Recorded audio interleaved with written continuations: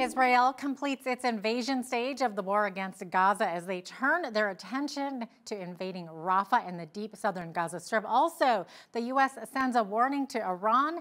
And who is to blame for the famine occurring among the Palestinian people? We're going to dive into all of this and bring in our foreign affairs correspondent, Lisa Daftari, who's the editor-in-chief of the Foreign Desk. She's joining me now from Los Angeles. Lisa, great to have you on once again. Thanks so much for being here. Thank you. Great to be with you. Absolutely. Okay, so Lisa, there's so much to unpack here. Let's start with Israel. So the Israel Defense Forces announced Sunday they're finished their invasion stage of the war, and they're now turning the focus to a possible future invasion plan of Rafah in the deep south of the Gaza Strip. So high-ranking Israeli officials have told media that this move was unrelated to pressure from the White House or the accidental killing of 7 aid workers last week. So, Lisa, do you believe this to be true? What are you hearing? So, Jeanette, to break this all down, which is very, very complex, we have to start with the division of two different wars going on. One is what's actually going on in the military sense on the ground in the Middle East, and the other is the information war, what we hear in the media, how the media is spinning this, and the different narratives and criticisms that come out of that information war. Regarding the military war, it's absolutely true what you said.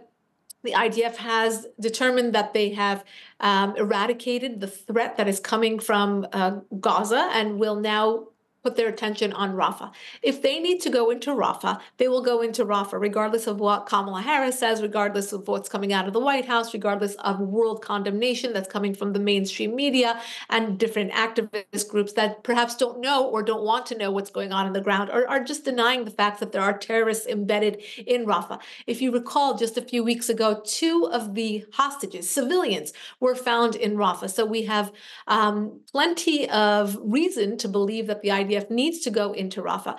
I also want to remind everyone that we are 6 months into this war, regardless of, again, where you're getting your information from, what narratives you're hearing. Those innocent hostages have not been returned. So when people scream ceasefire, ceasefire, let's just remember that this war could end if the terrorists surrender and give back the hostages, but they keep refusing to. How many times have we had potential ceasefire proposals on the table? They have been agreed to by Israel, but rejected by Hamas, again, a terror organization. So there's a lot on the table here, but again, we have to separate between the actual military war, the facts, what's going on the ground, and what is being spun by the media, by activists, by university, by academians, and others who they fall on these tropes, and they're anti-Semitic, and they're anti-Zionist, and they're anti-Israel. And that is a whole different discussion as to why the world perpetuates these kinds of lies and misrepresentations. Obviously, nobody wants to see that death toll go up, whether it's on the Israeli side or the Palestinian side. Nobody wants to see children in the middle of this war. Nobody wants to see this war go on. And I am sure that civilians on both sides want this war to end. But again, those hostages have to come back, the terrorists have to surrender, and we have to really understand that this is an existential threat to Israel, where guns and bombs are being pointed and fired at Israel from many, many directions, whether it's Hezbollah in Lebanon, whether it's Hamas, Palestinian Islamic Jihad, insurgencies in Syria and Iraq, and of course, it is all being puppeteered by Iran's regime. Okay. Now, you mentioned civilians there. So we've heard that some people of Gaza have returned to their homes, which are mostly destroyed now, but many still can't return due to IDF preserving control of northern and central Gaza. What are you hearing? Right. So look, this is a war-torn area right now.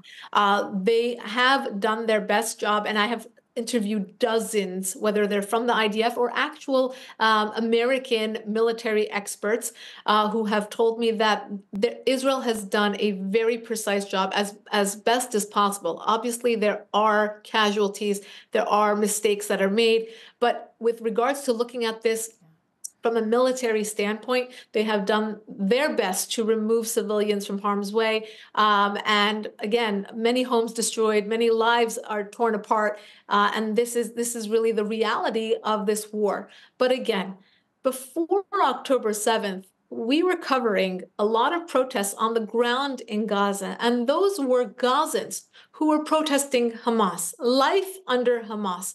Think about the lives of any individual who has to live at the hands of a terror group, like Iranians who have to live at the hands of the Islamic Republic.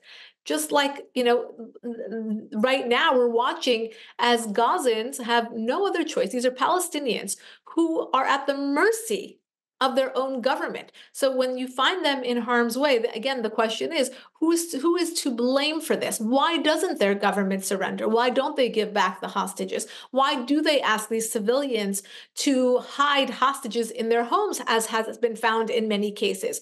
Why are they asking, why do they teach Palestinian children arithmetic through death and through terrorism and through, again, the Palestinians are the biggest victims of this terrorism and Hamas. And I think that that's a very important thing to underscore here.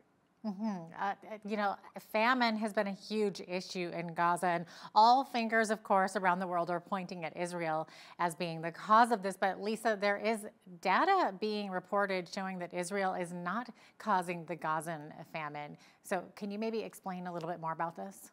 Sure. And again, this goes back to the information war, right? So over the weekend, we got confirmation that when that aid truck was attacked and there was missiles flying and people lost their lives and they couldn't get the aid and the Palestinians were just jumping. I don't know if you saw the footage. It was something that, again, circulated very broadly in this information war. Israel was to blame, and information came out that it was actually Hamas that started firing. This is all over the weekend. But again, nobody changes their minds about these things because they have made up their minds to say Israel is responsible. More aid has come into Gaza than before the war right now because they want to make sure that aid goes. But again, how is that aid going to be dispersed in a way that's fair to the Palestinian people and not to Hamas, that it's not taken by the government? There's a reason why you see these poor Palestinians jump on top of that aid truck. It's because they know that their government won't allocate those the elements properly, or to get them the goods properly, or to get them food, or etc. If Hamas is their elected government, Hamas is responsible to get them the aid properly, and they don't. And that this is, again, the misinformation that's out there, that Israel is blocking the aid, that they're firing on the aid trucks. There was an interview by a lot of these Arab language media that interviewed the aid truck driver. And he told a very different story than what you saw in the media about who was attacking, how it went down. And, just again, the Palestinian people are the victims of their own government. And of course, this is yet another example of how we have to eradicate terrorism from the West, from the East, from the Middle East, all of it. So you're saying Hamas is hoarding food, basically, and not giving it to they're not people. Allowing, right, and they're hoarding the supplies. They're not letting people get through. They are putting the people in harm's way, whether they're using them as human shields, whether they're not allowing the hospitals to properly run as hospitals, but they're becoming headquarters to jihad. And again, with the aid, it's not being properly dispersed. So that's why you have Palestinians who cannot get the basic food items that they need. It's very sad, for sure. Okay, so Lisa, last week an airstrike suspected to have been carried out by Israel eliminated 7 Islamic Revolutionary Guard Corps officers, including the organization's Syrian chief, General Mohammed Zahadi. So Lisa, will there be any retaliation for this? Well, there have been many threats, and Iran's regime says it's coming. This is obviously something that was a big hit, meaning these were major terror assets, major brains behind the terrorism. And that's exactly what they were doing. They were having a planning meeting. These are the brains behind so many terror strikes and plots, including October 7th. So this was a big hit, both in terms of morale and in terms of strategy. So Iran's regime won't take that. They're going to actually retaliate to show that they won't, they're not going to be the ones to take a hit. Now, this puts Israel obviously on its guard, regardless of whether it's actual inside Israel or around the world. Iran's regime has said it may strike an embassy, which means it could be anywhere, Canada, United States, anywhere. But, obviously everyone is on high alert. The United States as well knows about this. The CIA said that there would have been an attack over the weekend.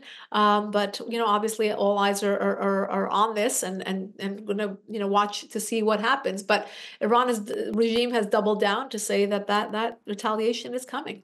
Yeah, I mean, well, Iran is saying that it received a response about this from the Biden administration. So, Lisa, what message did the U.S. send to them? Look, this is what's very unfortunate about this war is that it's now taking place on the timeline of an American presidential election year. And that truly is affecting so many of the rhetoric, the decisions, the pivoting coming from the White House. Look, regardless of who is in the White House, Republican or Democrat, for as long as the state of Israel has been around, Israel is a major strategic and security ally for the United States in the Middle East. And for that reason, we usually don't see wavering on our position, our staunch support of Israel as a democratic ally. But now you're seeing some pivoting because there are elements within the left, within the Democrat Party, that are putting pressure on the White House to not be so pro-Israel. And that's why you're seeing some distance now between President Biden and his Israel policy, as well as State Department, Antony Blinken, who has warned, Israel and the IDF, has said that Bibi has to go. So many things that we would not have seen if we were not in this position of having this election year. So now Biden understands that there will be a retaliation, but he has warned Iran's regime to just stay away from American assets in the region, which, look, it throws our ally Israel under the bus yet again. And it just shows how worried the Biden administration is in not being as transparent as we'd like to be about how involved the United States is in this war, for fear of being in a war in an election year. So we saw the Houthis striking at U.S. assets and U.S. ships, and we said, no, that has nothing to do with Iran's regime. The Houthis came off of the U.S. terror list. We tried to separate, the White House tried to separate October 7th from what was happening with the Houthi attacks. Look, Iran's regime is pulling the puppet strings. So we have seen blood on their hands. They have killed Americans in Syria, in Iraq. Obviously, the Houthis now striking like ping pong all over, the place and retaliating here and there. But, at the end of the day, trying to kind of make the narrative not so heightened and escalated because the Biden administration wants to create that separation. But it doesn't change the reality of what's going on the ground. It doesn't change the reality of what Iran's regime wants out of all of this. Okay, so turning our eyes now to another part of the world here, Lisa. Microsoft has warned that China and North Korea will use artificial intelligence to influence elections this year. So they allege that the two countries use AI-generated videos, pictures, memes, recordings to create and disrupt. We're looking at fake news stories, basically. This is kind of alarming. What can you tell us about this? It's alarming, yes. Surprising, no. I'm surprised they left Russia and Iran's regime off of that list. Look, our enemies, our adversaries, all around the world have always had an eye on U.S. elections, especially more recently. Yeah. The nations that we just listed have also beefed up their cyber capabilities, have interfered where they can. Obviously, social media being an easy target.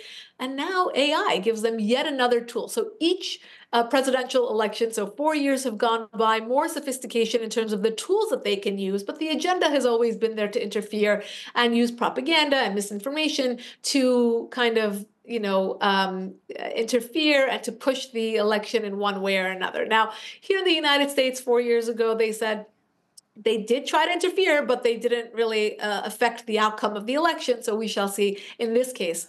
They try to interfere, but will they actually affect the outcome of the election? I was going to ask what you think. I mean, it's an election year in the U.S. as well. Is there any chance that this could be prevalent as well? Yeah, It seems absolutely, like it absolutely, could. it'll be prevalent. We Yes. have social media, we have AI, we have, where there's a will, there's a way, right? So we know that they want to interfere, and now they have more tools than ever at their disposal. And look, Americans, for the most part, especially the White House, they're looking the other way. We're involved in a war. Ukraine and Russia rages on. We have our crisis at our southern border. It's affecting our northern border with Canada, as you all know. So the economy, gas prices, food prices, there's so much going on that, this is, again, an easy target, an easy way to really insert themselves. Yeah, for sure, Lisa. Looks like we're about out of time here, but once again, thanks so much for joining us today. We love having you on. Thank you so much for having me. Absolutely. That is Lisa Daftari, editor-in-chief of the Foreign Desk, joining me today from Los Angeles.